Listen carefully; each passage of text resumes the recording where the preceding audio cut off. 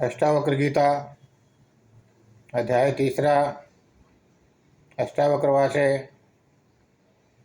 अष्टावक्र जी कहते हैं जनक जी को, अद्वैत अविनाशी आत्मा को, अद्वैत अविनाशी आत्मा को तू यथार्थ में जानकर आत्मज्ञानी धीर बन तू, आत्मज्ञानी धीर बन तू, धन संग्रह से प्यार न कर, धन संग्रह से प्यार न कर।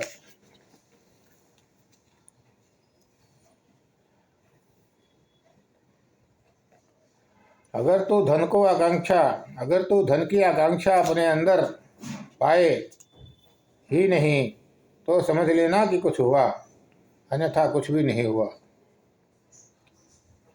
तो अपने अंदर झांक कर देख ले, कहीं कोई आकांक्षा, रुचि, लेश मात्र भी शेष तो नहीं। बड़ी महत्वपूर्ण घटना घटी है जनक को, लेकिन अष्टावक्र ठीक से कसौटी कर लेना चाहते हैं। जैसे बार बार जनक ने कहा कि आश्चर्य, मैं स्वयं परमात्मा और कैसे मोह में पड़ा हुआ था। अब अष्टावक्र ऐसे कहते हैं, जैसे सीप दृष्टि भ्रम से चांदी जैसी लगती है, जैसे सीप दृष्टि भ्रम से चांदी जैसी लगती है, आत्मा के अज्ञान से विषयों में प्रीति होती है। जल्दी में जैसे जल तरंग सत्ता रहित होती, यह प्रकृति भी वैसे ही सत्ता रहित उत्पन्न होती। जिसने आत्मा को जाना वह व्याकुल कभी नहीं होता, दीनहीनों की तरह वह विषय भोग को नहीं रोता, वह विषय भोग को नहीं रहता। अष्टावक्र कहते हैं, शुद्ध सुंदर चेतन आत्मा को जानकर भी जो मोहित होता, शुद्ध सुंदर चेतन आत्मा को जानकर भी जो मोहित होता, ऐसा आत्मज्ञानी पुरुष मलिनता को ही प्राप्त होता। ऐसा ज्ञानी पुरुष मलिनता को ही प्राप्त होता जो शुद्ध सुंदर चेतन आत्मा को जानकर भी मोहित होता। आत्मा को सब जीवों को आत्मा में, यह जानते हुए भी मुनि को होती ममता महाश्री। आत्मा को सब जीवों में, सभी जीवों को आत्मा में, यह जानते हुए भी मुनि को होती ममता महाआश्चर्य।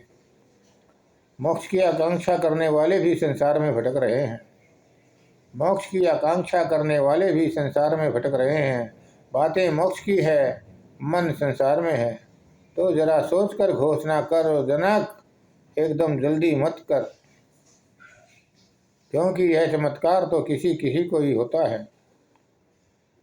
आगे अष्टावक्र जी कहते हैं, जो आत्मा के आश्रित होता मोक्ष के लिए व्यवस्थित है, जो आत्मा के आश्रित होता मोक्ष के लिए व्यवस्थित है। ज्ञानी कामाकुल हो तो महाआश्चर्य स्वाभाविक है, ज्ञानी कामाकुल हो तो महाआश्चर्य स्वाभाविक है। अहम ब्रह्मास्मि कहने वाला भी काम वासना से पीड़ित हो तो यह महाआश्चर्य की बात है। ज्ञान के शत्रु की जो जानबूझकर इच्छा करे, ज्ञान के शत्रु की जो जानबूझकर इच्छा करे, इससे अधिक आश्चर्य क्या। ज्ञान के शत्रु की जो जानबूझकर इच्छा करे, इससे अधिक आश्चर्य क्या। जैसा चाहे वैसा मरे। लोक परलोक से विरक्त, नित्य अनित्य जानने वाला, लोक परलोक से विरक्त, नित्य अनित्य जानने वाला, उसे मोक्ष से भय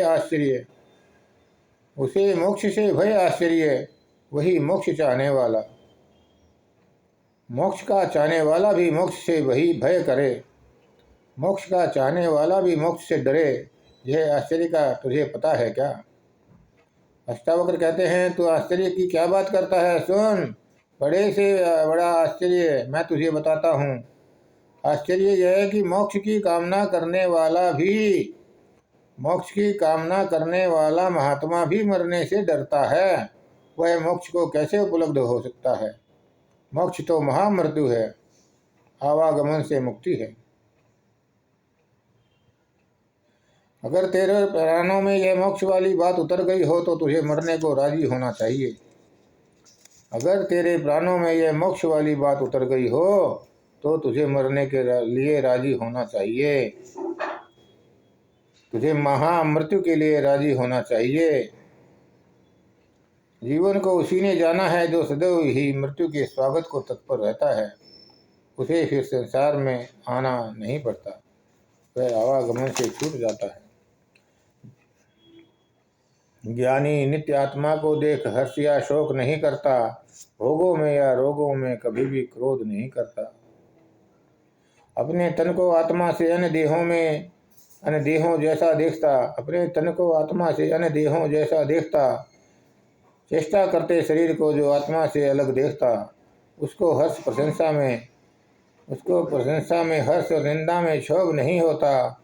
जिसे हर्ष और क्षोभ हो वह तो ज्ञानी नहीं होता। दूर हुआ ज्ञान जिसका, जो माया मात्र जग जानेगा, मृत्यु के आने पर भी उसको डर नहीं लगेगा। जिस व्यक्ति की अंतरात्मा मोक्ष से रहित होती, उस तृप्त ज्ञानी की तुलना किसी से नहीं होती। तो हे जनक, तेरे मन में मोक्ष की इच्छा तो नहीं है?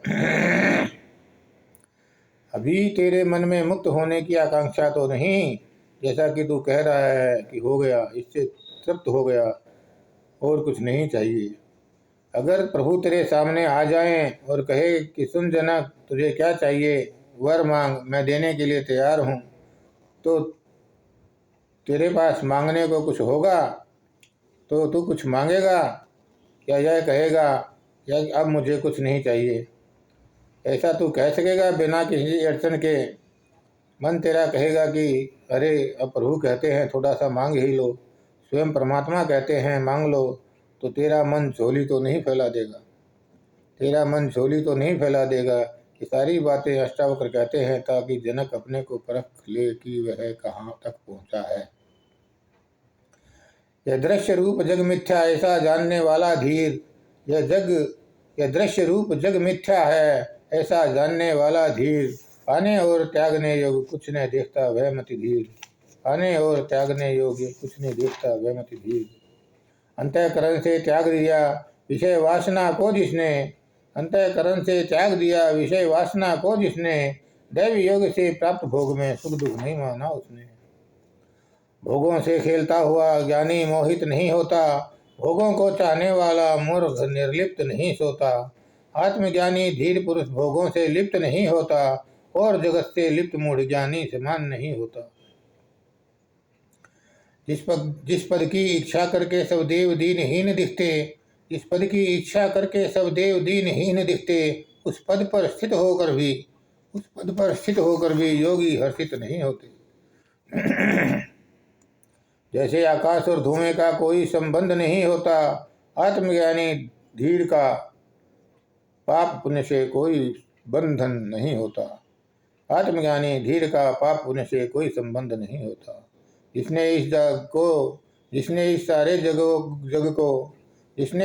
जग को आत्मा ही है जान लिया, दैव योग से भी उसका निषेध किसी ने नहीं किया। ब्रह्म से लेकर चींटी तक सभी तरह के प्राणियों में इच्छा अनिच्छा त्याग का सामर्थ्य केवल ज्ञानियों में। किसी कवि ने कहा भी है, देखा है हर चाह बनी आखिर में दुख का कारण, फिर भी चाहे मोक्ष अधर, चाहना आखिर ना छोड़ा। जब तक आपकी चाह नहीं जाएगी कुछ नहीं हो सकता। एक और मुनि ने कहा है, सूरदास जी ने कहा है, चाह गई चिंता गई मनुआ बेपरवाह, जिसको कछु न चाहिए वो ही शहंशाह। हमें इच्छा रहित हो जाना है, यही ज्ञान है। जो आत्मा जीव ईश्वर को एक करता है, ऐसे आत्मज्ञानी को किसी का भय कब लगता है। जो ब्रह्म को जान लेता है वह स्वयं ब्रह्म हो जाता है। यह हमारे शास्त्रों में कहा गया